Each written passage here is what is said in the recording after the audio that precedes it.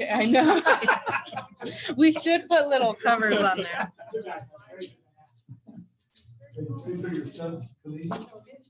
No, but he decided to go to. Okay. All right, that connected. So let's mute that. Yep. I'm gonna move this one. We actually went there. So we just have it up. Just minimizing it. Yeah? Oh, yeah. Well, Or do you need to review anything on that? no. All right, yeah, just minimize it. Okay. That way it avoids confusion. Minimize. Get it minimize. They meet. And so let's right now. They're just go waiting. back to, where is it? Well, that's good. He's going. What's that? Where is it? Yeah. You so haven't- We just took a drive to the area. Go back to your browser.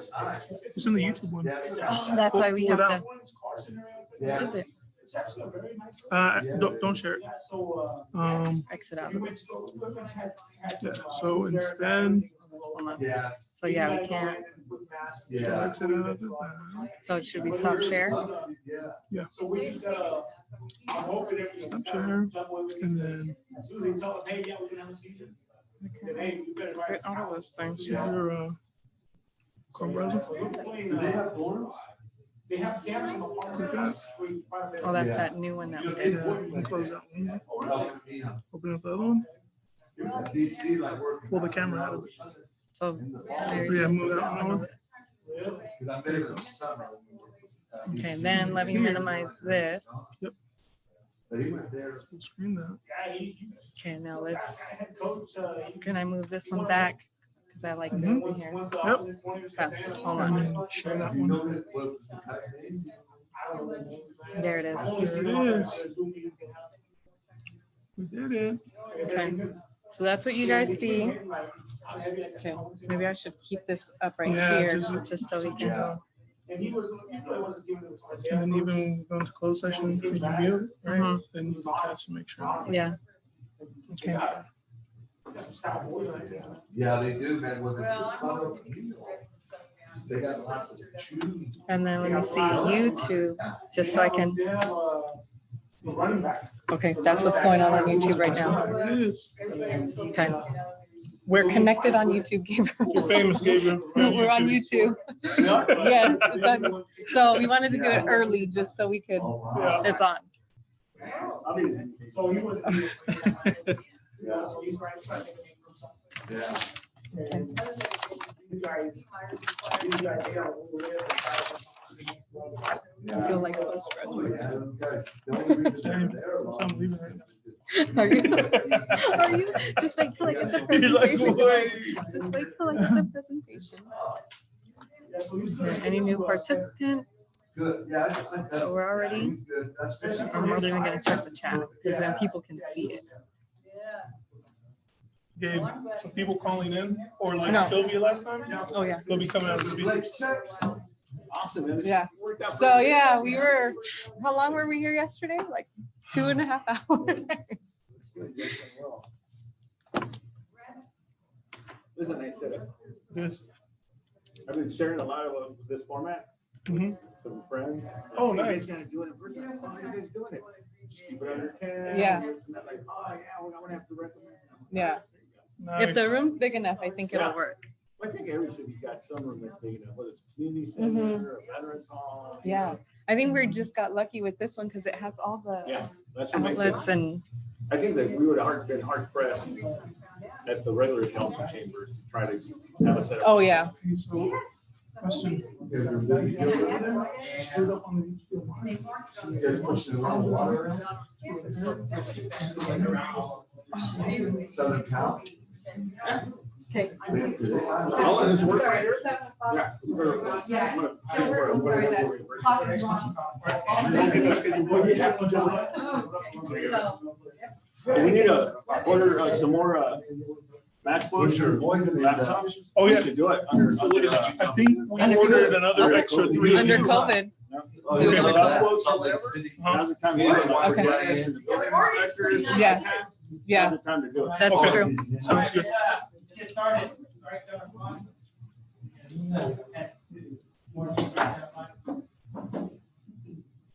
We ready? Yes. Okay. One welcome to our regular meeting, Chapter City Council, Tuesday, June 2nd, 2020.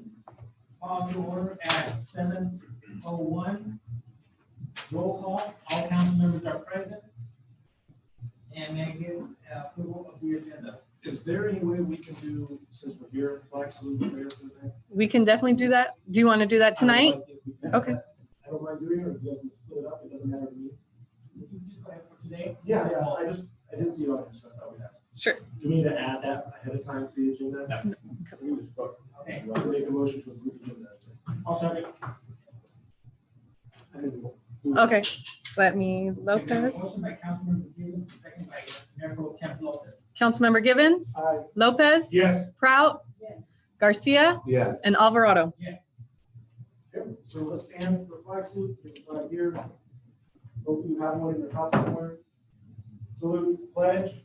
I pledge allegiance to the flag of the United States of America and to the republic for which it stands, one nation, under God, indivisible, with liberty and justice for all. We'll bow our heads. Heavenly Father, I thank you for allowing us to be here in this place to feel somewhat normal, trying to get back to where we were.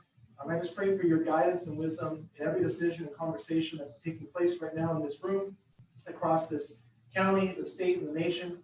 I just pray, Lord, that you will just give everyone wisdom in how to deal with the situations we're dealing with, and how to move forward as one nation under your name. Thank you for everything you've done and continue to do. Amen.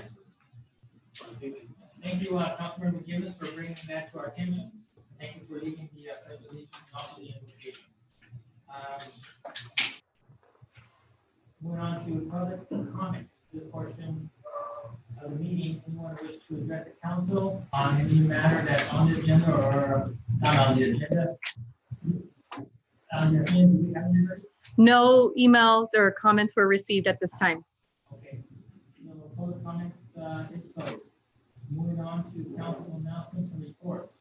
We'll start with Councilmember Givens. Nothing going on right now. My heart goes out to, my heart goes out to families working with. I don't believe we have people like that working in our division here. We were just talking about this a second ago. It's a sad situation that happened, but we also believe that there's not a need for looting, not a need for rioting. Peaceful protest is the way to do it. Because, yeah, things like that need to change. We're going through that. So we pray for the family, we pray for the people involved. We pray that the right things will be said. All right, thank you, Councilmember Garcia. Speaking to the mic. Just, want to thank the entire staff, the ladies that are, putting in a lot of time and work with these circumstances. And also thank, like Mr. Gibbons said, our police department, they're doing a great job. I happen to be riding my bike a lot every evening, and I'm a witness. I see them guys working hard, being extremely professional, and pulling over people when they need to be pulled over. I just want to, let them know that they're doing a great job. And let me see, and I think that's it. I think everybody that I wanted to thank. Oh, I want to thank a lot of the property owners for taking pride in cleaning up their lots and stuff. I've seen a lot of good cleanup around the community. So that's it. All right, thank you, Councilmember Garcia. Councilmember Brown. Yes, I wanted to report on the 617. And I haven't had a chance to do that because we haven't had any meetings, but I think it's important to know that it is moving along. We have this meeting and it was done virtually with Zoom, and there were about 50 participants in attendance. This was yesterday. It starts out in Fresno, and then of course they zero in on an awful lot of people, not just from the Air District, but as well as from Shafter. And they had lots To of the microphone. they had lots of issues as well because of their Zoom and setup, because they had to have a separate one for the Hispanic and Spanish translation, and we took a lot of time to try to get that set up. But I wanted to say that they did invite the Department of Pesticide Regulation people to come in and told more about their identifying and mitigation options, which is important in this area and important for some of the people. They also went over some of the air monitoring that's been going on up to date, and it's been limited because of the pandemic, but they're really not finding a whole lot, and you probably understand that because the air is a lot cleaner. And yet, now is the time when they keep adjusting the portable, ones that are in place as well as the ones that are down and monitoring so that they still pick up something in the future. It's an ongoing project, so it doesn't just happen in one month. And then there was a letter that was sent in by some of the committee members asking for responses to many of the questions in relation to dairies and agriculture, oil and engines, even the train, lots of other activities in the area that contribute to the area. And see how we might clean some of that up. So it was interesting in the presentation as well as in the comments. We'll meet again in July. Thank you very much. Mayor Pro Tem Lopez. I don't have too much to report, just like, from here, the fact of what, Councilmember Gill said right here, with the situation with the tragic situation with George Floyd, very tragic for our nation that we come together and move forward. And I pray for his family, I pray for his nation, and I pray for our community in general. It makes me sad, it really breaks my heart to see what's going on. I just pray for everybody involved, and I worry for everybody as well. I hope we can learn a lot from this and move forward and just love one another. That's it. That's the only message I have. But my condolences for everybody and pray for them. That's all I have. All right, thank you. I just very much want to echo very much with Councilmember Givens and Mayor Pro Tem Lopez and Garcia and Proud. 2020 was definitely some It's not over yet. Not even halfway. And it was like, wow, pretty interesting year. So, but just got to continue believing in, those that, just believe in God, for guidance and for strength and so that they can keep families in prayers and also just, I just want to say thank you to Shaka PD that's done a good job, keeping our community safe in these tough times. Just doing an excellent job. So that's all I have for. So we're going to go ahead and move on to consent calendar. Can I get a motion or is there anything, Heather, we just take a quick glance over the consent calendar, if there's anything you wish to pull, have any questions? If not, can I get a motion? Second. We have a motion by Councilmember Proud, second by Mayor Pro Tem Lopez. And I'll go ahead to public hearing. I'm sorry, we need to do a roll call. And again, if we can remind you all to speak into the microphones. Councilmember Givens, Aye. Lopez, Yes. Prout, Yes. and Garcia. Yes. Oh, I'm sorry. And Mayor Alvarado. I'm so sorry. Mayor Alvarado. I'm sorry. I know. I'm sorry. All right, now, public hearing. Coronavirus Aid Relief and Economic Security Care Act funding application. So, Mayor and Council, we're going to have our Public Works Director, Mike James, provide the actual staff report. This is related to grant funding that the county's beginning. This is separate apart, and just make a point from what the additional approximately 698,000 that the county recently appropriated based on action the Board of Supervisors took this morning. These are separate monies. These are monies that are going to CDBG, and that's the reason for us to have a public hearing so that it's compliant with CDBG guidelines. So the other monies, that 698,000 separate apart, you'll see that as an agreement coming to you June 16th council meeting. So I just wanted to make that clarification that we're talking about two different types of monies, but all still coming from federal stimulus monies. So with that, Director James, please. Can everyone hear me okay? Yes. Good, okay. Honorable Mayor, members of the Shafter City Council, staff was made aware that approximately $93,000 in federal funding has been made available to the city through the CARES Act. And it focuses on COVID-19 responses and preventative measures.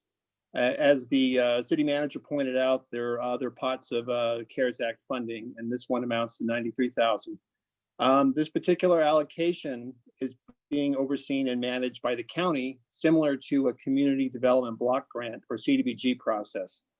Like any CDBG project, an application is expected, and we're required to conduct a public hearing before the application is submitted to allow for public input.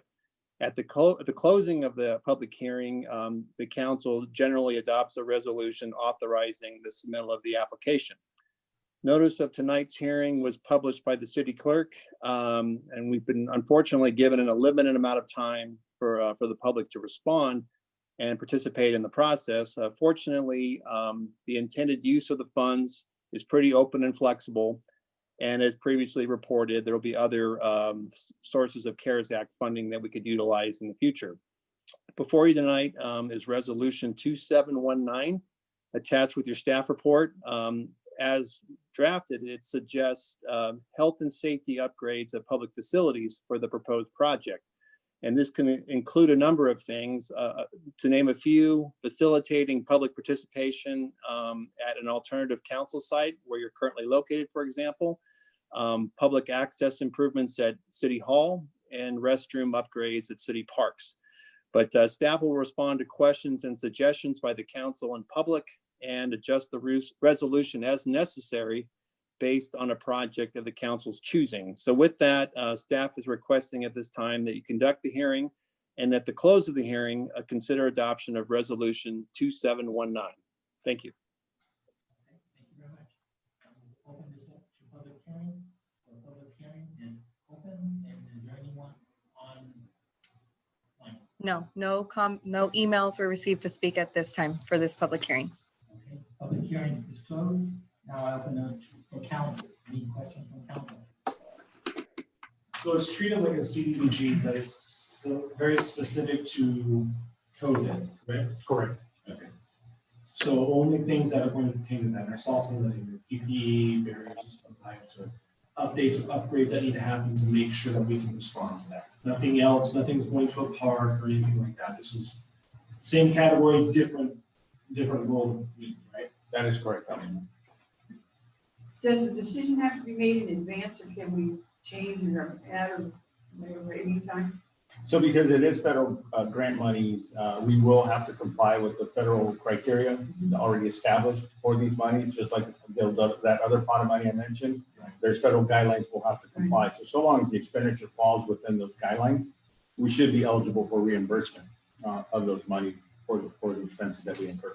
But if we decided we wanted to do restrooms and then down the road a couple of months, we decide, no, we need to do this other one instead, So long as we have money still available within that it's okay to 93,000, shift around. we could, yeah, we're not bound to say, okay, we're gonna do it all for sneeze guards for you now, right?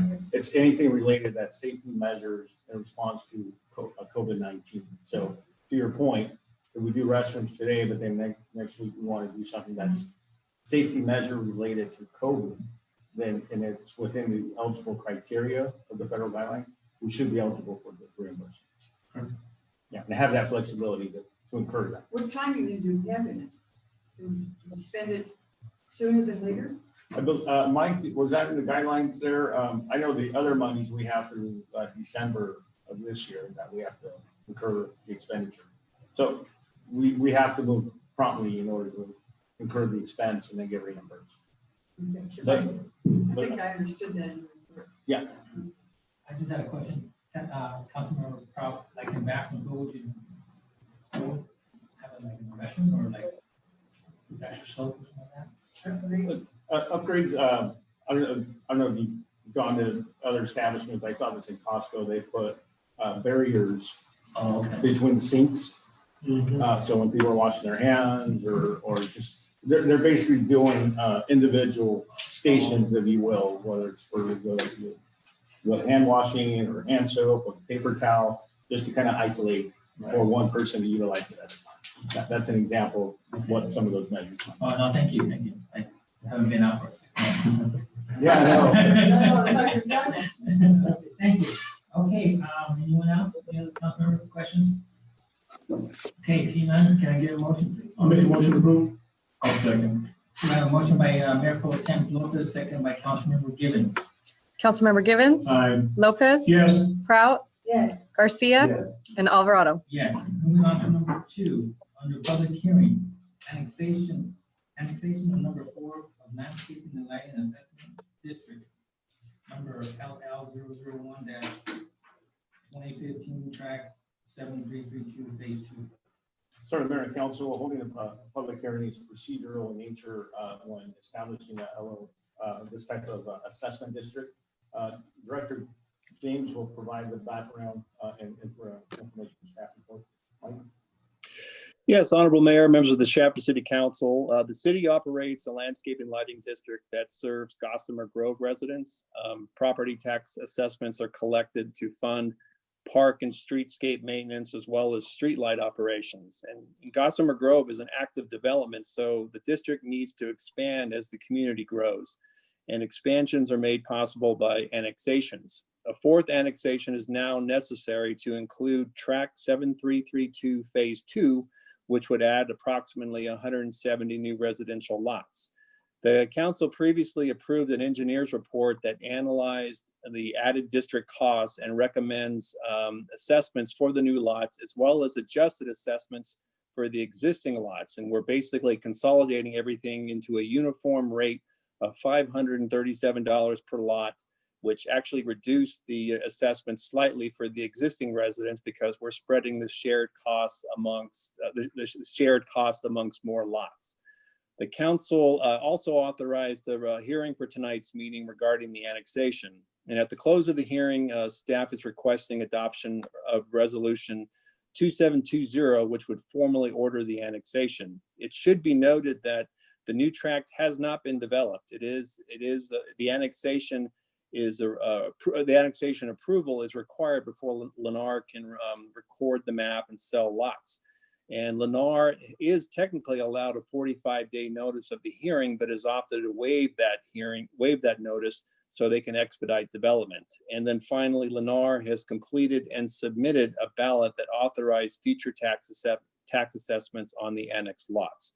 And the resolution as drafted allows assessments to take effect as early as fiscal year 21-22 or July of next year. So at this time, staff requests that the public hearing be conducted, and at the close of the hearing, consider adoption of resolution 2719. I think that's 2720, excuse me. Thank you. Okay. You have this under public hearing. Is there anyone from the public? No one? No, no comments and no emails were received for this public hearing. Okay, thank you. So now public hearing is closed, and I'm going on opening it up for council. Any questions from council? Seeing none, can I get a motion?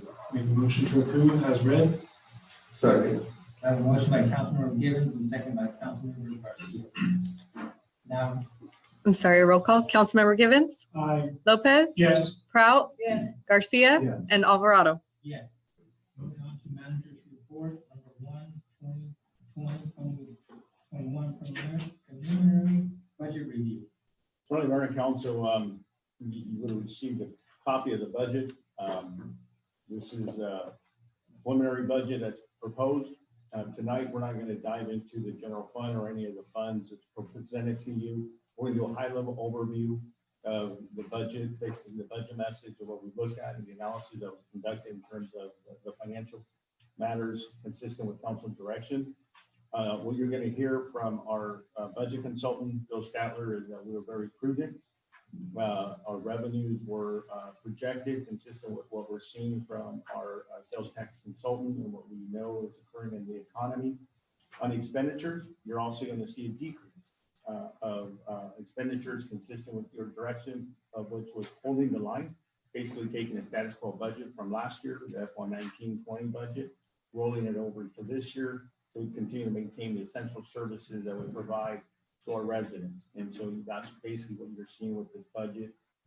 Granted, with the exception of adjusting the revenue projections based on what, as I said, consistent with what we're seeing in the economy, and adjusting the expenditures below from last year and what you're going to see. But there's no reductions in services. There's no projected layoffs of personnel.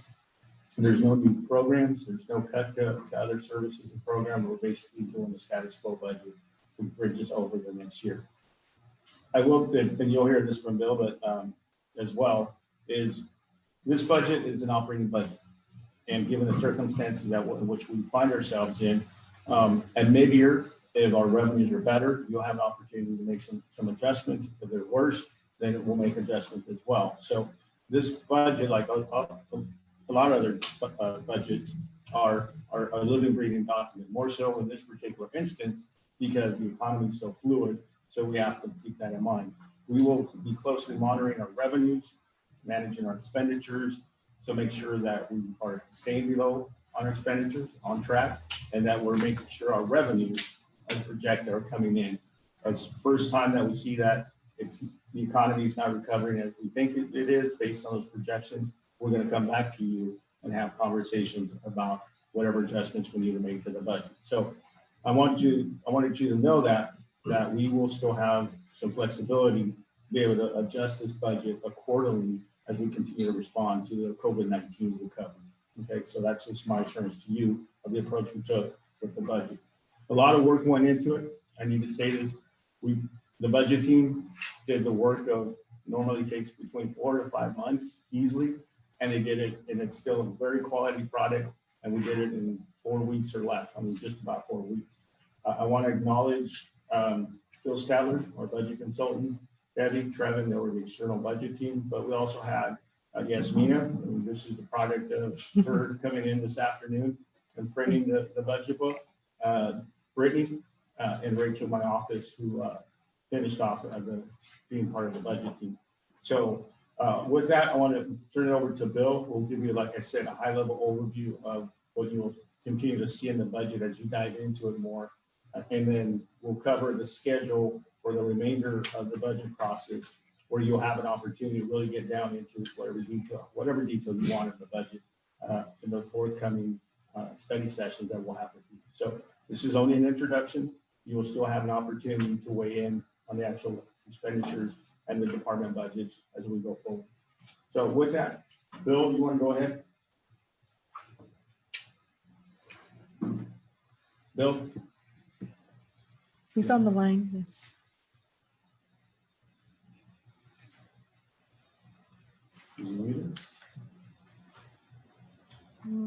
He's on there. Unmute yourself, Bill. You see the 805 number, I Yeah. think? Bill, can you hear me? Bill, we're not hearing you. I'm Oh, there he goes. I'm here. I'm hoping you can hear me. Okay, we can now. Yeah. Can you speak in it a little bit louder? Okay. Great. Mayor, council members, delighted. Oh, I can. You have to understand, rarely in my life am I accused of not speaking loud enough. Can you hear me better now? Yes. Okay, great. As the city manager indicated, we are now launched on this budget journey for 2021, and really the purpose of tonight's meeting, as we send you off on this trip, as we send you off on this journey, we just want to give you a heads up on kind of the road and the route that's ahead of you. Next slide, please. So the goal is to just preview the preliminary budget. We don't have substantive discussion planned for this evening. We realize you just got about a 200-page document that you obviously haven't had a chance to read in any level of detail at all. And we do have substantive workshops planned ahead on June 11th, 15th, and the 23rd. Again, the purpose tonight is not so much to talk about all the cool things we'll see on our journey, as much as to just sort of hopefully familiarize you a little more with the road ahead. Next slide, please. As we have discussed over the course of 3 budget workshops before this evening, the city along with every other city in the state and the nation, is really facing an unprecedented challenge. We've had downturns before. In my professional career, I've been through at least 4 recessions of varying degrees, but this is a unique experience, really for everyone, because before, all of those downturns were driven by economic factors. They were driven by economic circumstances, not a healthcare crisis, where really the economy was doing well until really we directed the economy to stop in an appropriate response to the coronavirus, but nonetheless, the economy shut down because we kind of ordered it to shut down. And that means this is an uncertain course for recovery, because we just don't have a blueprint at all for how this might unfold. But I think it is clear that there are several key factors, both kind of externally in the stock market, as well as what's happening with unemployment, that pretty clearly show the recovery is underway. How quick that will be, how strong it will be, how long it will last, that is really uncertain. There is really mixed opinions by very highly respected economists about what's going to happen. Some believe that once the economy begins to open up, it will recover robustly. There are others who believe that since the kind of the social distancing issues will kind of unfold slowly, then the economic recovery will unfold slowly as well. That's really just too uncertain and unpredictable, I think, for any of us to make a call on that. But I do think it is good news that the economic recovery does appear to be underway. Next slide. And as we've also discussed, however, compared with many other cities in California, in fact, maybe almost every other city in California, you start with some really key strengths here in Shafter. You have a balanced budget to begin with. You have clean audits. You don't have any unfunded CalPERS pension liabilities. You don't have any general debt obligations. You start with very strong general fund reserves. And probably of all of these things, I have to be frank with you, your tradition of responsible financial management and effective stewardship of the assets you do have, that's a really strong intangible factor, if you will. But in my experience, sometimes the soft stuff, if you will, and this sort of civic infrastructure is often viewed as the soft stuff. It's far more important in negotiating and navigating tough times than really what you might refer to as the hard numbers. So although there are undoubtedly challenges ahead, and especially just the uncertainty facing us, you really enter them in a very, very strong position. Next slide. So, in speaking to the preliminary budget, and the city manager provided some highlights on these, but in preparing the preliminary budget, we wanted to respond to these challenges in a prudent, fiscally responsible manner that preserves essential day-to-day services, and that's both your day-to-day operating programs as well as adequately maintaining existing infrastructure. And it reflects all of those key budget principles that the council approved back in late April, and that includes the results of your strategic goal-setting session in the middle of April. Next slide, please. So just the briefest orientation, there are really two significant sections to the budget document. The first is in an introduction section, and that has really two key components in it, and that's the budget message from the city manager that highlights really the key issues. And I would really advise, before you kind of wade into some of the more financial details, I really do think the budget message does an excellent job of laying out the challenges ahead of us in the coming fiscal year, and the city manager's proposed strategy and approach to addressing them. It also includes the budget and fiscal policies that you reviewed and conceptually approved on May 12th. Next slide. I do want to just highlight some very high-level issues for you. In the general fund, of course, the most significant impact accounts for almost 60% of your total revenues is what's happening with sales tax. And to just put that into perspective, but for the coronavirus, your sales tax advisor, Avenue Insights, would have projected revenues to grow by 3% this year and 4% next year, which is really relatively modest growth, especially compared with the significant growth you've had in sales tax revenues over the last 5 years. So very modest increases would have been projected of 3% in the current year and 4% next year. Instead, taking a conservative posture to the impacts of the coronavirus, which of course are very uncertain, and recognizing the very strong growth you have from a number of business-to-business sales tax outlets in the city, as well as, of course, the internet sales that come from the Williams-Sonoma Customer Care Center.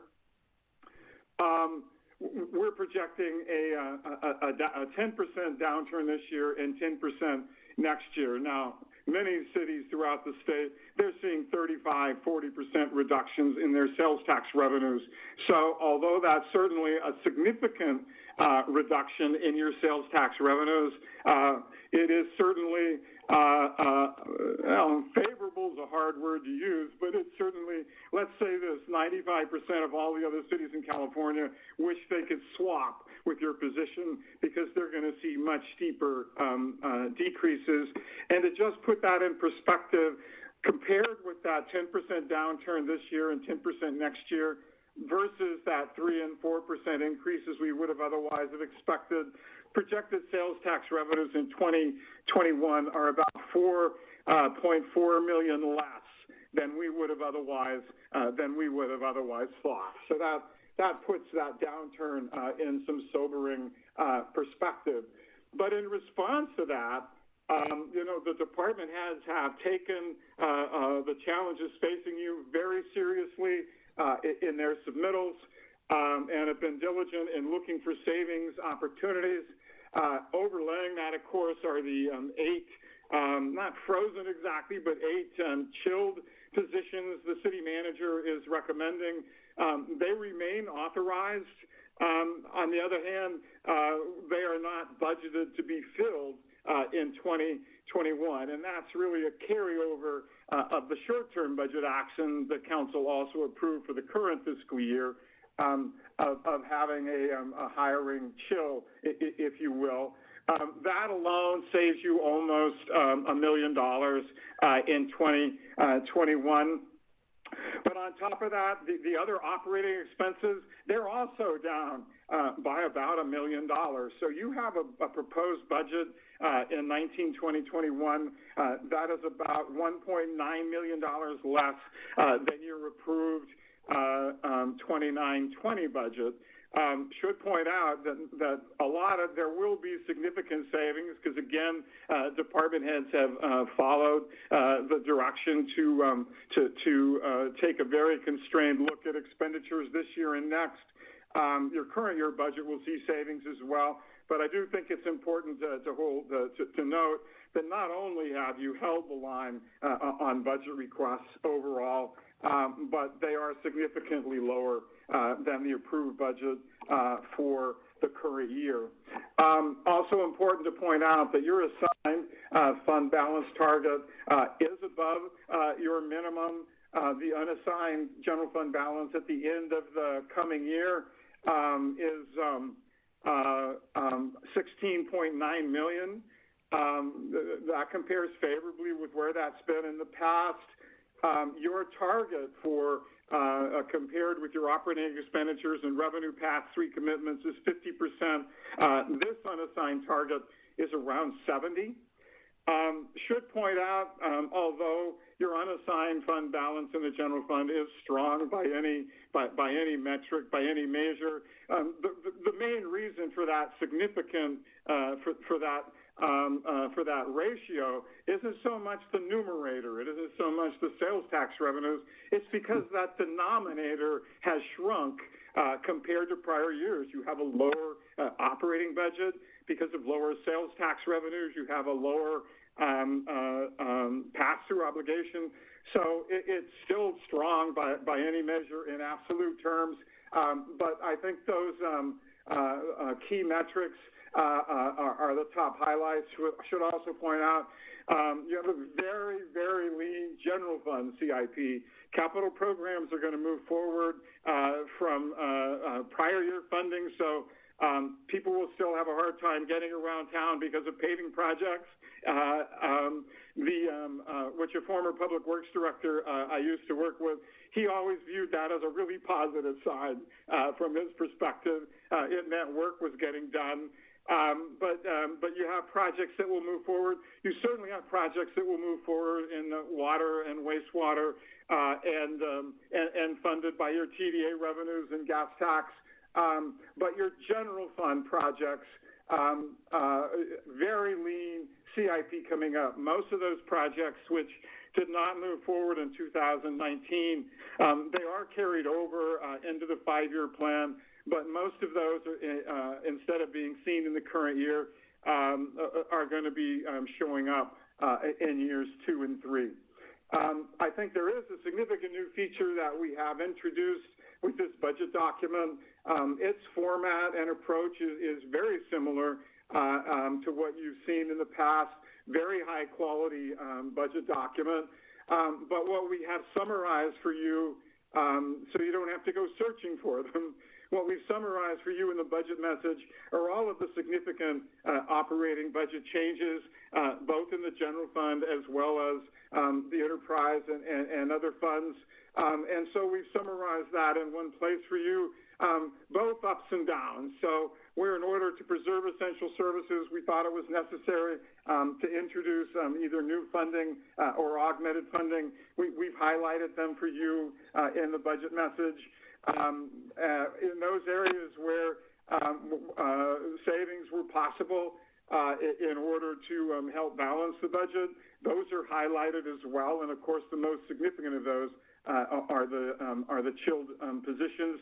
So again, I do encourage you to read the budget message, which I think does an excellent job of highlighting the key challenges and also in highlighting the preliminary budget's response to them. And it does include this new feature to help you in the community better understand where the significant changes are in this budget in responding to these challenges. Now, next slide, please.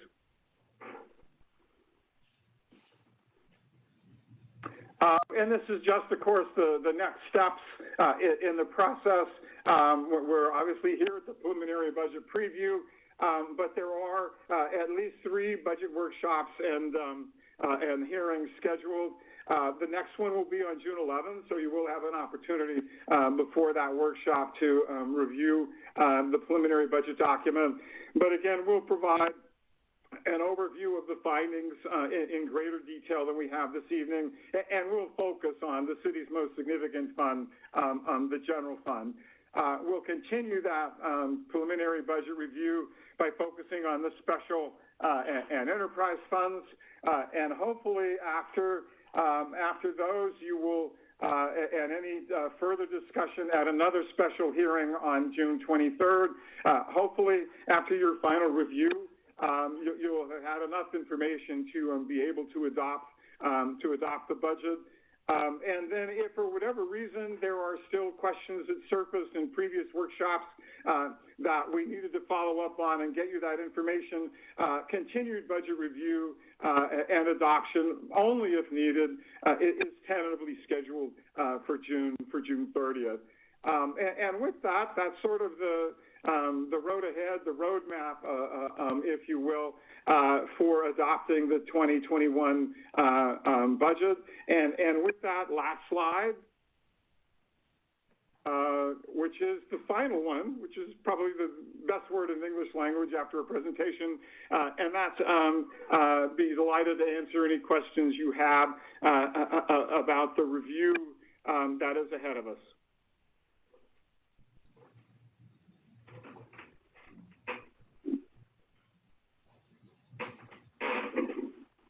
Council, are there any questions from council? So this is the first time we've seen this. Yes, this is fresh off the press. We just finished it.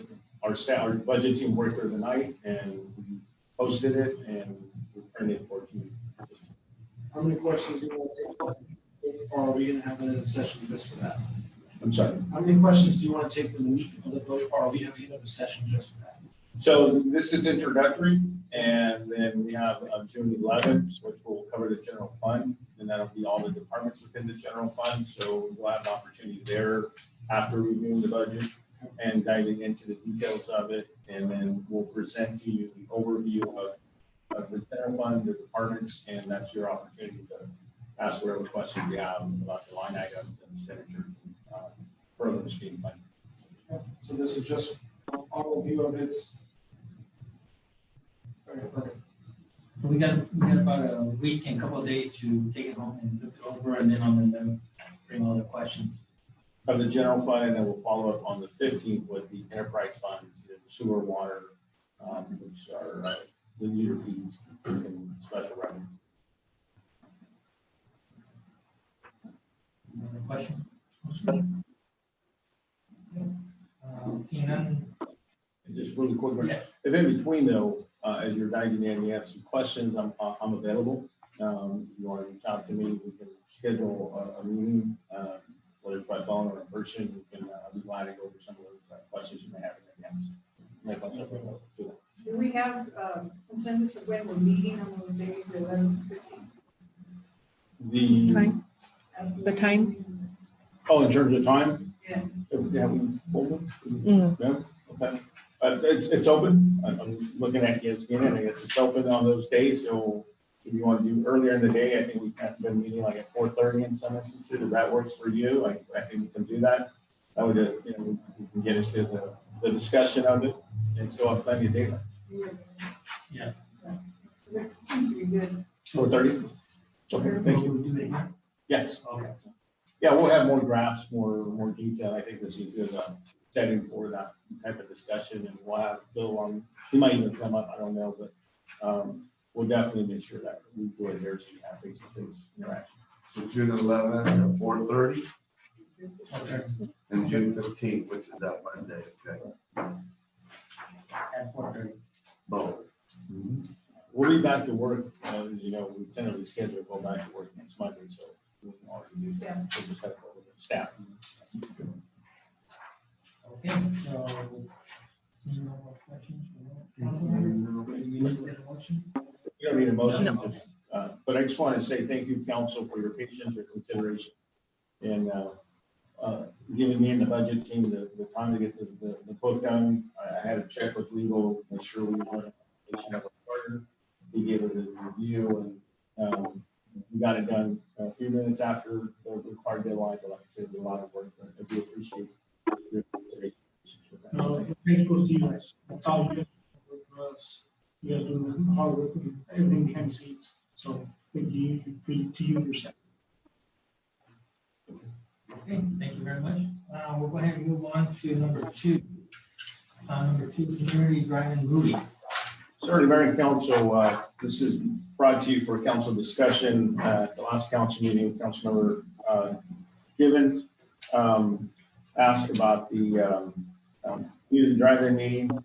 Since that, we did have a discussion. We set up a meeting with public health to get more information about how this event might be held and what would be some of the guidelines. That's outlined in the staff report in terms of the numerous guidelines that they shared with us that would be feasible. I think what's important for the discussion tonight at a policy level for you is the items that we staff, in addition to the current county department proposed guidelines on this event, is the other conditions we listed in terms of the city partnering with a other entity, whether it's the Chamber of Commerce or another organization. We will need to submit a special tax permit. We'll need to consult with fire and police for any safety concerns and response. On provision of security, excuse me, security and safety measures. The requirement of the approval of the requested special event is contingent with the compliance with zoning ordinance. Other conditions that would ensure the operation of the proposed special event in an orderly and efficient manner in accordance with the intent purpose of the zoning ordinance. No disruption in normal vehicle traffic flow. This would be a family event, so obviously no alcoholic beverages, and I think we would reserve the right to sneak in. Any type of alcoholic beverage and discover, we'll reserve the right to ask them to leave the premises. And then hours of the event will need to be fully and carefully observed, and then provide adequate insurance and hold the city as additional insured in the event it's another entity. So this matter, as I said, it was council initiated. We did some due diligence, checked with public health of the requirements. We've outlined that in the staff report. Staff analyzed further requirements we would have to comply with. Those were identified, the ones I just read. At this point, it's for council discussion of how you may want to proceed, so that we take direction from you, so that we can move forward with contacting the appropriate property owner, whether it's on the private property, or I think some of the ideas mentioned was maybe the airstrip that might provide a better venue. So we can work on those logistics on how we can go about putting that, maybe reach out to the chamber, if it's a joint event that you desire to perhaps collaborate with them. So this is now us presenting to you our due diligence, and so for your discussion at this point. Okay, I'll open it up for council.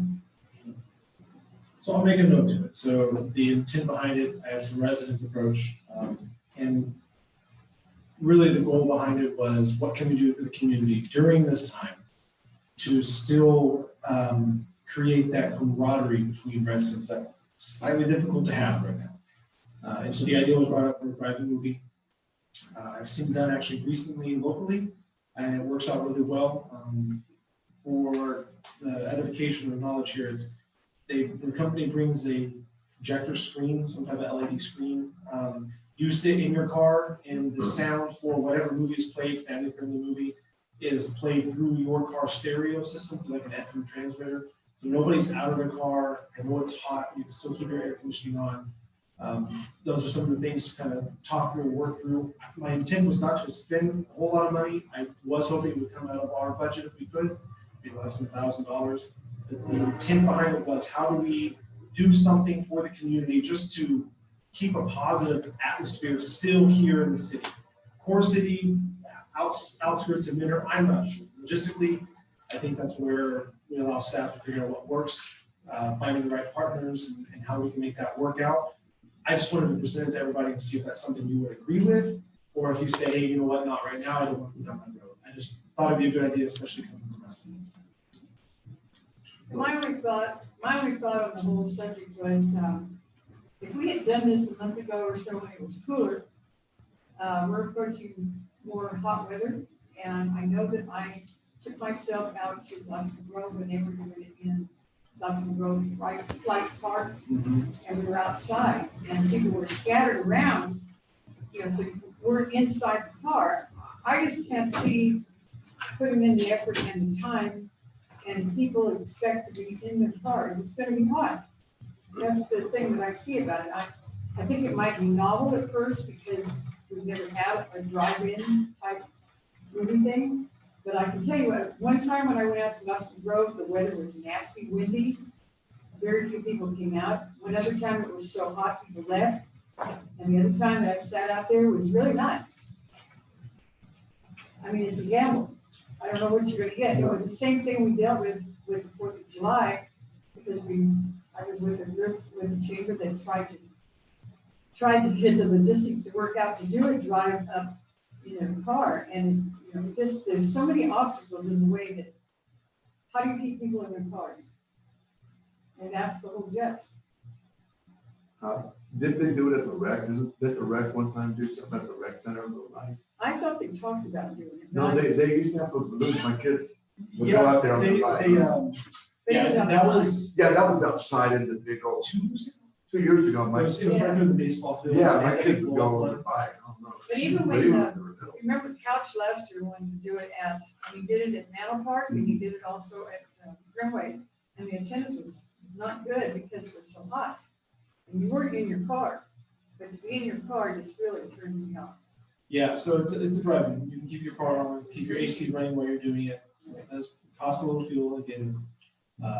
But there's no outdoor speaker. If you're sitting out of your car, you're not going to hear anything because it's coming directly from your car set. Yeah, it's pretty neat. I remember when I was in Utah, it's the first time I ever done that. I thought, wow, this is different than California, dude. I'm old. So we used to drive in movies in Bakersfield. You guys don't remember that. You don't remember it either. You're just as old as me. You remember. You remember, yeah. It was really nice. But you got out of your car. too. Yeah, you got that garden set down in the front and all And then that. some that you have the speaker box that you can. Yeah, as well. But in Utah, they had it on the radio. I thought I was uptown. I agree. Heat can always be a factor. Location's always gonna be a factor. How do you keep people in their cars? That could be a factor. These are all questions, I think. Do we want to put the due diligence out there? Do we feel like we're gonna get a big enough, backing from residents to do it? You know where, they did that tractor deal years ago when we had 100-year and a centennial deal? It was back there by Larry Starr's, the Tin Cup. Is that a good place? I noticed they got all their weeds down. They probably don't like us because we mentioned to get the weeds down, but we'll pay them for, I mean, would that be a good area? That, again, I'm up for anywhere that can house the vehicles. I'm not here to determine where. Yeah, where you the- did, if you did like tractor deal, we had lights. Yeah, that was We nice. had to put lights in. You know, That was really nice, yeah, but, there was a lot of pluses to it, there was a lot of cost involved in that too. yeah, I don't. It was a lot. The heat of it, I don't know about the Yeah. heat. Bakersfield either has 100-degree weather. or Well, it's- we're all used to it, so. Not the car. We put the AC on. And really, when I went out to Gossamer, I was so excited about it. And like I said, I struck out more than I needed there. You can just put yourself in the car. And Just put yourself in the car, man, and you have your kids in the back seat. Are they gonna see the screen? Everybody's gonna be jumping in the front. They're gonna be all piled up. Or they want to get out. That too. Well, Those who have the truck, we can- but I just want to remind you, we had 4 of them in Bakersfield at one time. Not under COVID type of style. No, but to be honest with you, people are gonna like be in their cars and then they're gonna get out, walk around, lawn chair, kick back. But You're gonna be. We're- You can't do that? No. Okay, no. you Yeah, that's Oh, it. you can't get out? No, you can't. can't. Did they say something about being in the box, so you That's have right, a but I read box that- that you will, can't. did they mention something about the fact that Because you're it's county county. Living out, yeah. area, Yeah. Is that- taped off box, and each car has its own taped off box? It's, the 6 feet apart vehicles and no gathering outside vehicles should take place. Yeah, it's really restricted. So it's confined to the inside of the vehicle. I guess I say that, so if someone has a truck and backs into it, can they be in their tailgate, because they're still within their vehicle? Technically. Technically, that's what I'm asking. Yeah, yeah. I'm not advocating for or against. If I've got residents coming saying it'd be great to do it, trying to get the camaraderie up, I like the idea. I miss those driving personally. I mean, we talked about it all the time. But the thought is very good. Right. Will it work, will it not work? I don't know. And Kathy did make a good point. I wish it was a month, like she said, it was a month earlier. 2 months earlier. But how many times do we sit July 4th and it's very hot? Oh, it's horrible. And then sometimes we sit July 4th and we get a nice breeze. So you really don't know. But you're not in the car. You get to walk around and visit and Yeah. socialize and stretch and buy snacks. Here, there's no snacks here. You have Well, to that was stay- my next question. Are they gonna have vendors out there? No, stay in your car. So Yeah, you- the only vendor, you can have a vendor, but you have to get it approved. And unless you go onto a current lot that has a restaurant or something on it, right? So like you mentioned with Tin Cup, you could go out to that location, it's large enough to do it, because they already own the property, they don't have to have additional permits. You can get food from there. There you go. So the options are out there. Again, not advocating for or against, I'm just trying to see what, I mean, does it have to be this? Is there something else we can do with the community? This isn't a decision I think has to be made tonight. Maybe put big water slides or those things. You can't get people out. Oh, I see, I see. Well, I like the idea, I mean, I like the idea about getting people out, keeping it positive. And, you know, I don't see anything wrong with it. Those that wanna go to free country, you go. If you don't have to go. I mean, right? I mean, if you want to see Saturday Night Fever on the screen again, you get to go, right? Or, Is that what you saw? no, I saw Rocky. Rocky. How about, original just changing the thought a little bit, instead of cars, how about the circle? Oh, and scatter them in the open area? Oh, Yeah, we would have to circle back with public health and ask them and pose a question. Because we talked to them specifically about driving, but now we would do actually having people outside, and then how do you contain them to stay within their circle? I Yeah, don't know. because even out in Gossamer, I mean, it's a pretty big area, and families would be seated here, and yet kids were jumping around all over the place, and they didn't bother anybody. I mean, they just were jumping around everywhere. You just paid attention to the screen, and it was cool. It was freedom out there. I've been riding my bike every night, and like Veterans Park is like, they're out there, there's everyone, so. You have it at Veterans, everyone's gonna go, they don't care how hot it is. The thing is, it's the circling and all that, the restrictions. I don't know how you mind that, but if you put circles, like this, you'll be all right. I don't know. Yeah, if they- I like the idea. Well, and if the circles would work, then I could see at least you're out of your car. Hey, what about a survey? At the very least, what about a resident survey, something we can just pop out to the community and say, if we did, and give them 3 different options, right? We can do a drive-in, we can do a circle thing, we can't do water slides, but some other Yeah, option, right. right? And see, I mean, maybe we get some feedback, and if we realize that we would get a lot of people doing it, fantastic. And if we realize that we wouldn't, Yeah. I like the idea. Well, find out first if the health department allows the circles, which is, they should, because they're doing it places. They're doing it in other counties. And beaches, yeah. Ultimately, we've lost 2 events this year. We've lost Cinco de Mayo, and now we've lost 4th of July, which I agree, that's great that postponing it to September. But as a community who has a consistent track record of doing these events, we just last year recognized Cinco de Mayo for how often they've been doing this. You know, it's great. And then all of a sudden we have this issue where we can't do any of that. That's a huge turnout. So there's something we can do. Just something we can Check do. on the circles. The survey would be a good idea, I think, to go out. And like Veterans Park is a good open area. Yes. Yeah. So, so I guess the recommendation is for staff to look into, do the survey, Yeah. adding the circles, the drive-in, and then open. to the- Get creative, yeah, whatever we think would work.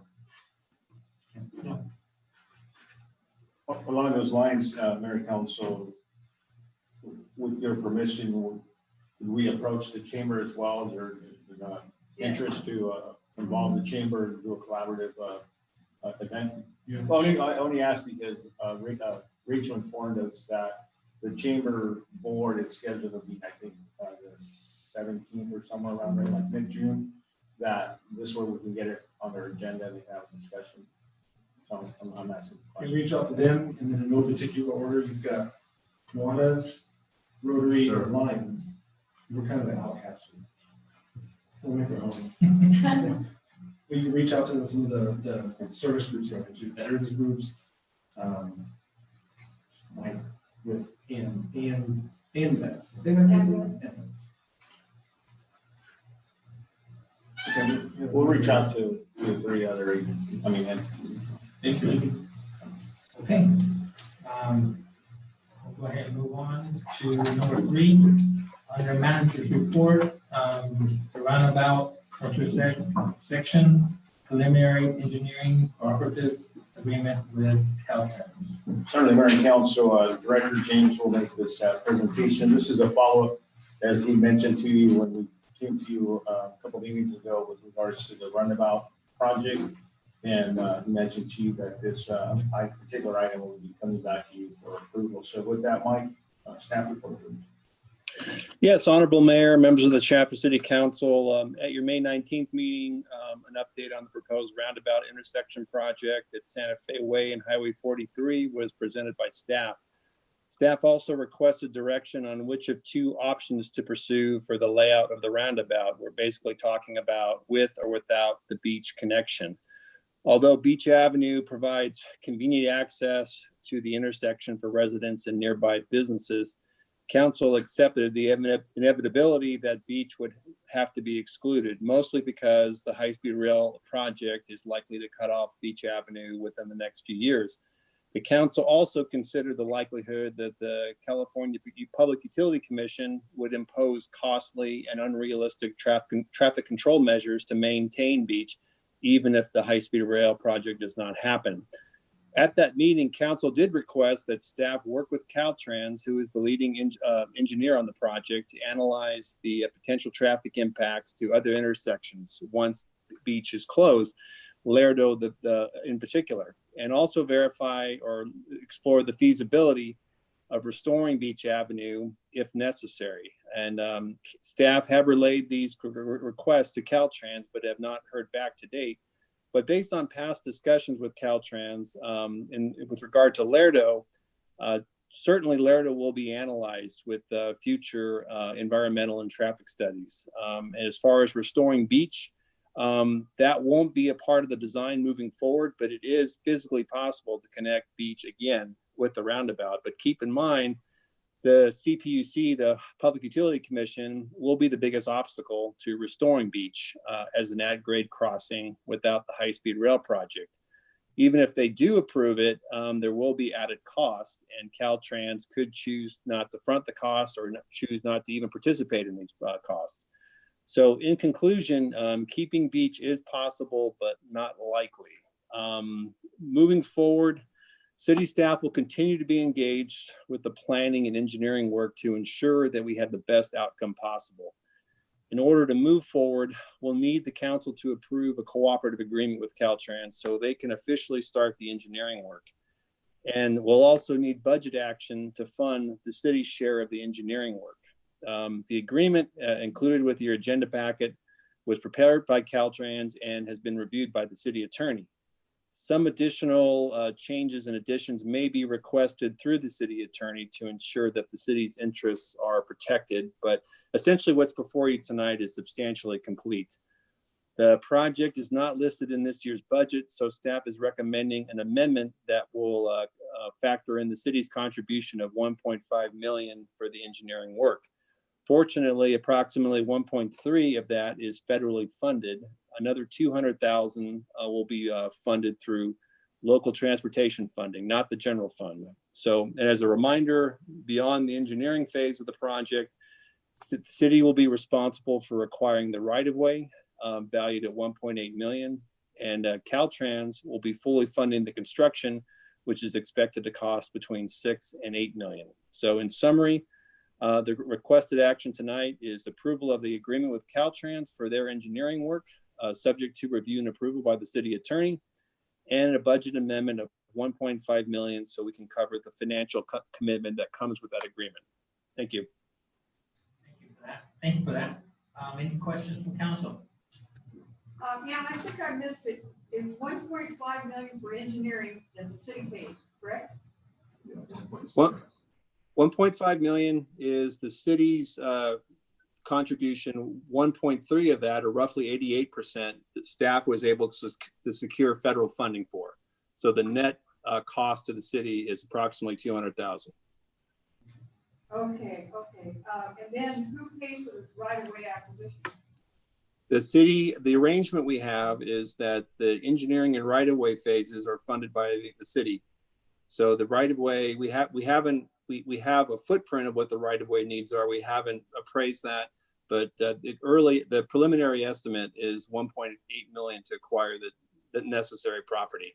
Now we could pursue grant and other funding options through the FTIP, for example, to cover that as well.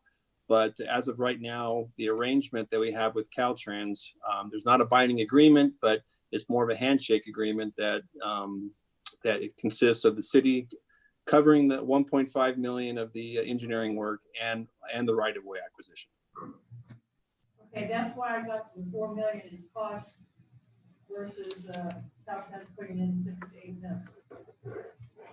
Yeah, typically with a joint effort with Caltrans, and I think the most recent example that I can recall is the traffic signal at Laredo Highway in the northbound off-ramp at 99. That was a 50-50 split. And so this particular ratio is a little more favorable than that. Okay, and then another question I have you, does Beach stay open through the whole process to the completion of the roundabout? And then what happens to Beach? Beach will remain open until either the high-speed rail project or the roundabout project warrants its closure. Okay, all right. And then it will close because of the train. Okay. All right, thank you. Okay, any other council member? I'd like to just make motion that, you know, we do the roundabout, move forward with it. It's a good deal. Yeah, I mean, I just have seen it, like I said, Vicky, we go fishing a lot and it's a real smooth. I took kids to Taft and I had to go through that maze, whatever roundabout, but it's really smooth. And I've heard they didn't have any accidents this year, safe, and if you just go safe. So, I mean, I like it. Yeah, they actually had one a couple weeks. Oh, A couple days ago. At that area, It's on Oh, video. yeah. maybe it's not that good. So think about it. I'll second that. Okay, all right, we have a motion by Councilmember Garcia, second by Councilmember Givens. Councilmember Givens, Aye. Lopez, Yes. Prout, Yes. Garcia, Yeah. and Alvarado. Yes. Moving on to number 4, emergency portable generator purchase. Certainly, Mayor and Council, this item to you is health and safety in nature, and it is emergency purchase as well. We, as you know, PG&E, as part of their response to the wildland fires, has started the whole power shutdown, power safety program that they initiated. We know of instances, and I can tell you from my former city, there are instances in which they do shut down the power for anywhere between 4 to 7 days. So Mike will give you the staff report and the background that this is related to health and safety as it pertains to us providing safe and clean water for residents during the time of emergency shutdown from PG&E. So with that, Mike. Yes, Honorable Mayor, members of the Shafter City Council, mostly in response to the looming threat of PG&E terminating power in response to wildfire prevention, staff pursued quotes to purchase a portable generator that could provide backup power for any of the water wells in the city water system.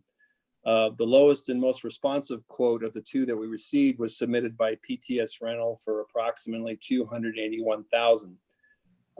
This purchase is not identified in this year's budget, so covering the purchase price would, one way of paying for it, it consists of utilizing unallocated water financial reserves. Now, if this purchase is awarded, the lead time will prevent the generator from being available this summer, but we do have an operations plan in place for this summer to get by with a natural gas backup motor, and then that combined with outdoor and construction watering restrictions to just meet the basic water needs for health and safety purposes. But once this generator is acquired, it will significantly enhance the city's ability to respond and adapt to the water system needs during an emergency.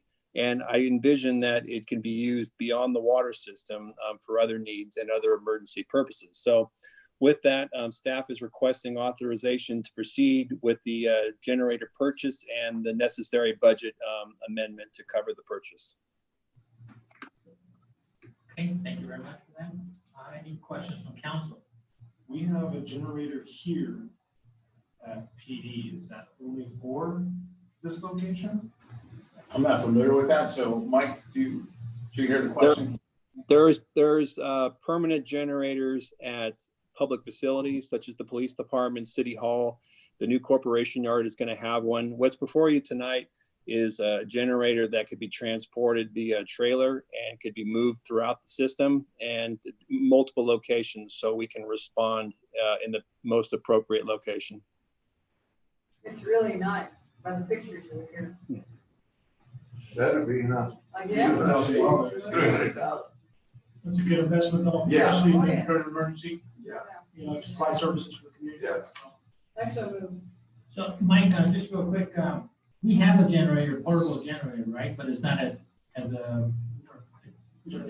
Oh, these are huge. Compared to- No, this is not, what's before you is the only one that would be suitable to run the 400 horsepower motors that are typically on the water wells. Okay, so the one that we have it's not capable of doing it, right? More like lighting and just, small scale type of water use. It wouldn't be enough to produce water. Okay. As far as repairs and warranties, is it something easy to get to or hard?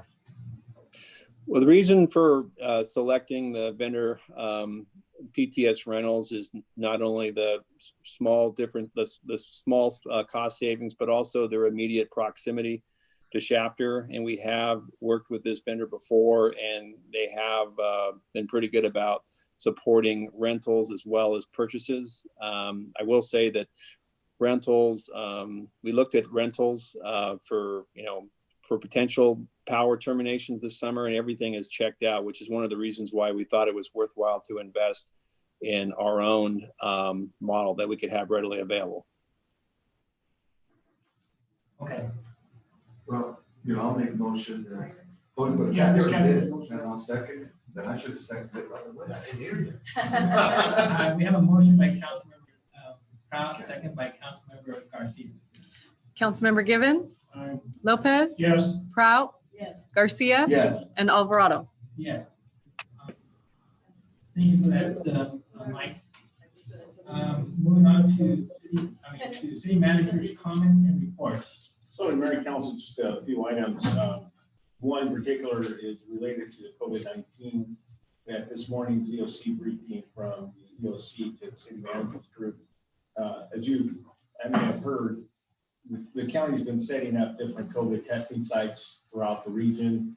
They've been out in the high desert area. They have one in Arvin. They're now looking to relocate Arvin into Lamont. And then they're also looking at something to the northwest, whether it's Shafter or Wasco, just to locate the testing site for COVID-19. They've not made a definitive answer on that. They're still evaluating the numbers, I guess, on whatever data we use to apply in this instance. But we should know by sometime next week which of the two cities the COVID test site will be located at. So that's just informational in nature to you that they're looking to expand the testing capacity for that. The second item, just a friendly reminder, last week we had our return to work protocol for some presentation to you. We are on schedule to reopen our city hall services, the non-essential services to the community effective Monday. So we've made it'll be ongoing, but the safety measures recommended as we talked to you at during the presentation, both by CDC, Cal OSHA, Public Health. We believe we've taken those appropriate measures in our workplace. There's nothing to preclude an employee from, contracting it in one form or another. But in terms of an employer, I think we take the appropriate measures to the best as possible, provide a work environment that is conducive to complying with safety measures. So our doors will be open. We will have, and you might get some pushback, limited access. People won't be able to come in and congregate inside City Hall. So we're going to have measured number of residents coming into our counters by appointment as well. So just FYI, in case, once we open our doors, people may call you for one thing or another. Unfortunately, this is just the new normal which we find ourselves, but we are going to be opening our doors next week. And then the last item is you're going to receive the survey we did with the chamber. some good information with that, and I think our businesses, we would like to have gotten more response, but I think we got under 40. But nonetheless, someone that does this for a living, statistics and measuring all that, they'll tell you that whether you get another 100 or the 40, it's still going to give you a relatively consistent response in terms of what people are looking for. So we just want to share that with you, that the collaborative effort between the city and the county. Nothing further. Thank you. Mike? Thank you very much. Do we know we have any comments or reports from the department heads? Yeah, I believe we have Director James. Mike? Yes, Honorable Mayor, members of the Shafter City Council, I just wanted to brief the council on a couple of street projects and also a water-related topic. For the Laredo Highway Guardrail Project, that's still active, but should be substantially complete this week. All things considered, that project went extremely smooth. For James Street, Phase 2, that's supposed to take place between Central and Shafter. Bids were open last week and bid amounts look very favorable, and we should be in a position to start construction this summer. Finally, with regard to groundwater sustainability, as you may recall at your May 19th meeting, the council authorized a memorandum of understanding with North Kern Water Storage District, Shafter Wasco Irrigation District, and the city of Wasco. Our partners, our groundwater sustainability plan partners. The intent of the MOU was to add some clarification and some updates to the plan, mostly affirming water rights for both the cities of Wasco and Shafter, and committing the plan to preventing further groundwater quality degradation. The MOU, as prepared by the city attorney's office, was distributed to Wasco, SWID, and North Kern, and to date, there's been no firm commitment to complete the MOU from anyone other than the city of Wasco, who I think approved the MOU at their meeting tonight. It was stated by staff at the May 19th meeting, Public Works may file a public comment letter to the state if the MOU is not completed before the a public comment due date of June 3rd, which is tomorrow. Seeing no immediate resolution to the MOU, Public Works through the city attorney's office drafted a public comment letter and plans to file it tomorrow. And through the city manager, I'd be happy to share a copy of that letter. And a special note to Councilmember Givens, or in the council in general, Councilmember Givens in particular, who serves as the Kern Groundwater Authority board member. If there are any questions or concerns that are brought to your attention about the letter or the groundwater sustainability in general, just please feel free to have those people contact the Public Works Director directly. And with that, that concludes comments for the Public Works Department. Is there any other department? No. Okay. Thank you very much. And may I get a motion to go into recess, closed session? First item on there is direct to public service. The second item is conference with labor negotiators. Go ahead. I'll make a motion. I'll second to go to recess. We have a motion by Mayor Pro Tem Lopez, second by Councilmember Givens. All in favor? Aye. We're adjourned. Right back there, we just closed the doors. Yeah. Can you do me a favor? Yes. Thanks for the pretzels. I don't. Oh, you're welcome. I just put my stuff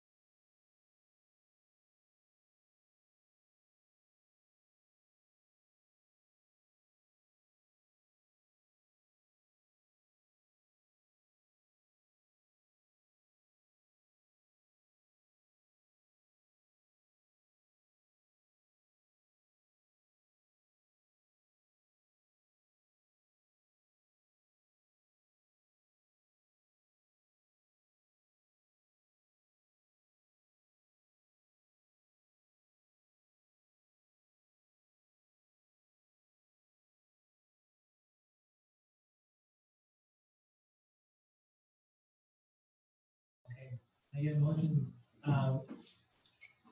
City Attorney, Marco. Thank you, Mayor. City Council recessed into closed session. All members were present. There were two items on tonight's closed session agenda. There was threat to public services concerning the impacts to public services and facilities from COVID-19. There was also conference with labor negotiators concerning the organization listed on the agenda. With respect to both items, we have no reportable action. All right, thank you for that. Can I get a motion to adjourn, please? Motion to adjourn. We have a motion by Councilmember Givens and second by Councilmember Proud. And we're adjourned and all in favor? Aye. You can use this. Oh, thank you.